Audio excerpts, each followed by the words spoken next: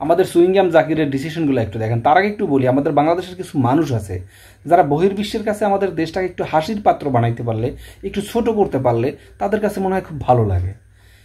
এই যে বর্তমানে আফগানিস্তান বাংলাদেশের সিরিজ চলতেছে, গত ম্যাচে দেখলাম, এর আগের ম্যাচেও দেখলাম, আজকের ম্যাচেও দেখলাম, আফগানিস্তানের প্লেয়ার রশিদ খান যখন ব্যাটিংয়ে নামে ভুয়া ভুয়া বলে মিছিল দিতেছে এবং পুরা গ্যালারি মুখরুত করে ফেলতেছে।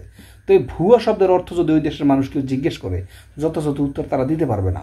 এবং এই ভুয়া শব্দেতে আমাদের এই বাংলাদেশটাকে ছোট করা হইতেছে, আমি মনে করি হাসির পাত্র বানানো হইতেছে।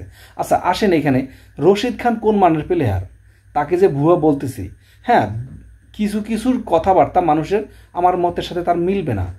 এখন তার মানে এই না যে ওই প্লেয়ারটা ওই দেশে বৈশা ওদের মাঠে বা দুবাইয়ের মাঠে এইভাবে ভুয়া ভুয়া বললে আমাদের দেশটাকে খুব মানে জাগায় তুলতেছে, খুব সম্মানিত করতেছে। আচ্ছা জাকির আলীর যে আমাদের যে চুইংগাম জাকির, তার যে ডিসিশনগুলা, 18তম ওভারে আসার কথা কার, সাইফুদ্দিনের, সে 2 ওভারে রান দিছে, 10টা উইকেট পাইছে 2টা, তাকে দিয়ে 3 ওভার বোলিং করা হলো। এবং যে ভাঙ্গা খাইতেছে শরীফুদ্দিন, তাকে দিয়ে বল করানো হলো 4 ওভার। 18তম ওভারে যেখানে আসার কথা সাইফুদ্দিনের, এবং 19তম ওভারটা হয়তো বা তানজিম সাকিব করবে এবং পরবর্তীতে লাস্ট ওভারটা আবার সাইফুদ্দিন করবে। সেখানে কি করলো, এখানে কিন্তু এই 10টা রান সেভ হয়ে যেত।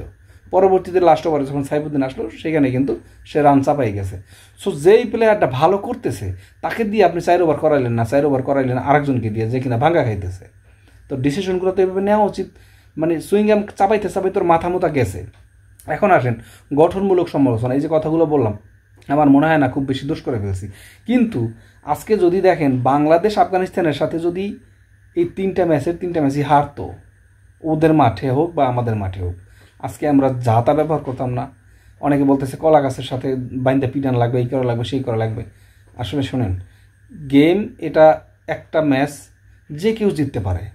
আজকে আফগানিস্তান এই যে 3টা ম্যাচে হারবে, হয়তো বাস্কেটটা সহ হারবে বলা যায় না, 2টা তো হেরে গেছে, সিরিজ অলরেডি বাংলাদেশ জিতে গেছে। এইখানে যদি হইতে পারতো না যে আফগানিস্তান সিরিজ জয় করছে, ওদের চেনা মাঠ, ওদের কন্ডিশন হইতে পারতো কি না, সেক্ষেত্রে গঠনমূলক সমালোচনা থাকবে। কিন্তু এই যে জুতার মালা দিতে হবে অংশমুখ, আজকে যদি এশিয়া কাপে পার্টিসিপেট না করতে পারতো বাংলাদেশ, কার খেলা দেখতেন? কোনো ইমেজ থাকতো আমাদের মধ্যে?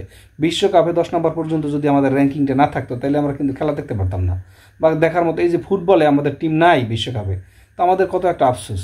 সো কোনো না কোনোভাবে দেখেন ওয়েস্ট ইন্ডিজের মতো দল, তারপরে জিম্বাবুয়ের মতো দল, এরকম আরও বড় বড় দল যারা একটা সময় রাজত্ব করছে, তারা কিন্তু ইসেই নাই, মানে কী বলে, র্যাঙ্কিংয়েই নাই।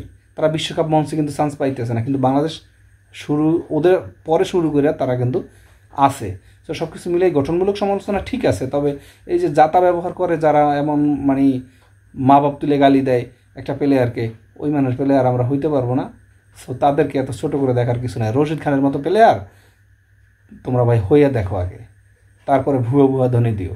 ভুয়া ভুয়া ধ্বনি দিয়ে বাংলাদেশটাকে ছোট করে না ভাই। ভুয়া এটা একটা মানে বাজে ওয়ার্ড বলে আমি মনে করি।